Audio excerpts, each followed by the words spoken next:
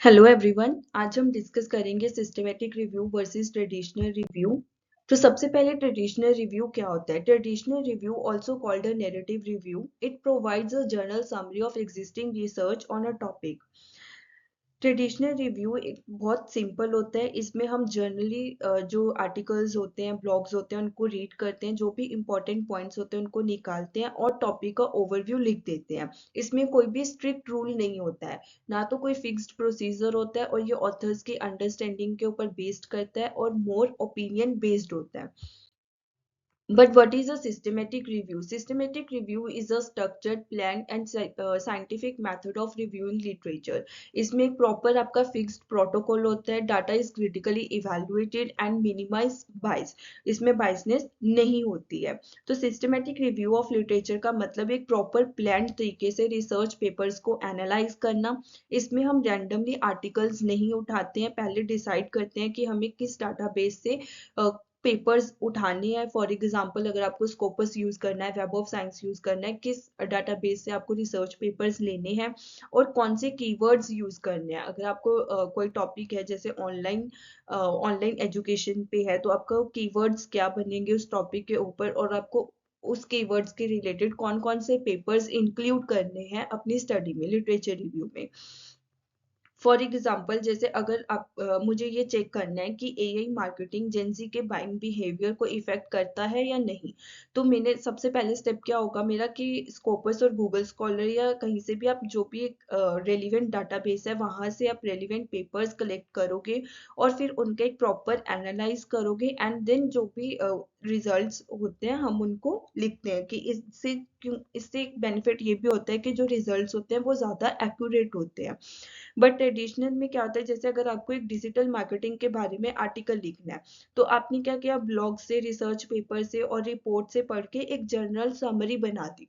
तो वो होता है आपका ट्रेडिशनल रिव्यू। मेनली जो प्रोसेस फ्लो होता है ट्रेडिशनल में, क्या होता है कि टॉपिक सिलेक्शन करना, रीडिंग स्टडीज को रीड करना, समराइज करना इंफॉर्मेशन को, उसके बाद उस इंफॉर्मेशन को आपने लिख देना, डिस्कशन, और देन उसके कंक्लूजन पे पहुंच जाते हो। बट सिस्टमेटिक में ऐसे नहीं होता है। सिस्टमेटिक में सबसे पहले आपको रिसर्च क्वेश्चन फॉर्मुलेशन करनी होती है, फिर प्रोटोकॉल डेवलपमेंट होता है, देन डाटाबेस सर्चिंग, किस डाटाबेस से आपको पेपर्स उठानी है, इंक्लूजन एक्सक्लूजन क्राइटेरिया, ये मैंने आपको पिछली वीडियो में भी बताया था कि इंक्लूजन एक्सक्लूजन क्राइटेरिया क्या होता है। फॉर एग्जाम्पल, जैसे कि आपको इंग्लिश लैंग्वेज है, इंग्लिश के ही रिसर्च पेपर्स लेने हैं और नॉन इंग्लिश के पेपर्स आपको एक्सक्लूड करने हैं। और फॉर एग्जाम्पल आपको 2020 से 2025 तक के टाइम पीरियड के ही पेपर्स इंक्लूड करने हैं, उससे पहले भले आपको एक्सक्लूड करने हैं। तो आपका ये इंक्लूजन एक्सक्लूजन क्राइटेरिया होता है, quality assessment, data extraction, analysis and conclusion. उसके बाद आप एनालिसिस पे पहुंचते हो, फिर आप कंक्लूजन लिखते हो। तो सिस्टमेटिक में एक प्रॉपर फ्लो होता है।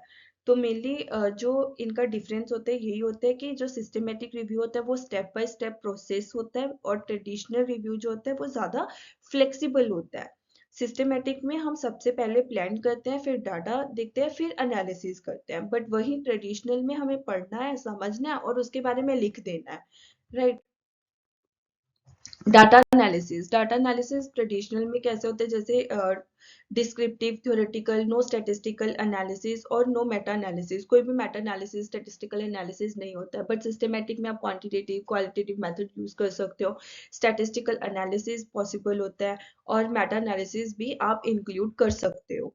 जैसे सिस्टमेटिक रिव्यू की एग्जांपल है effectiveness of online learning on academic performance of studies. But वहीं आपने ट्रेडिशनल में क्या किया कि एक ओवरव्यू ले लिया कि ऑनलाइन लर्निंग का एजुकेशन सेक्टर में क्या इम्पैक्ट है, उसका हमने ओवरव्यू देखना है। बट सिस्टमेटिक में प्रॉपरली आपको पता होना चाहिए कि इफेक्टिव क्या है ऑनलाइन लर्निंग का on academic performance of students, right.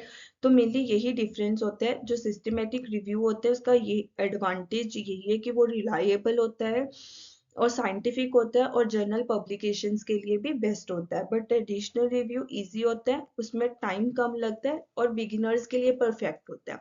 But यही अगर आपको जैसे सिस्टमेटिक रिव्यू ऑफ लिटरेचर करना है, तो ये ज्यादातर, अगर जैसे आपको प्रोजेक्ट बनाना है, sorry, systematic review of literature अगर आपको जैसे पीएचडी थीसिस करना है, रिसर्च पेपर लिखना है, तो उसके लिए आप यही वाला सिस्टम SLR फॉलो करो।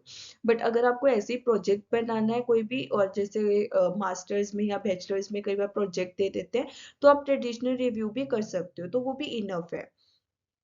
दोनों अपनी अपनी जगह सही है, सिस्टमेटिक भी ट्रेडिशनल भी, बट ज्यादातर जो अच्छा और एक अच्छे कंक्लूजन और रिलायबल इंफॉर्मेशन देता है वो सिस्टमेटिक रिव्यू है।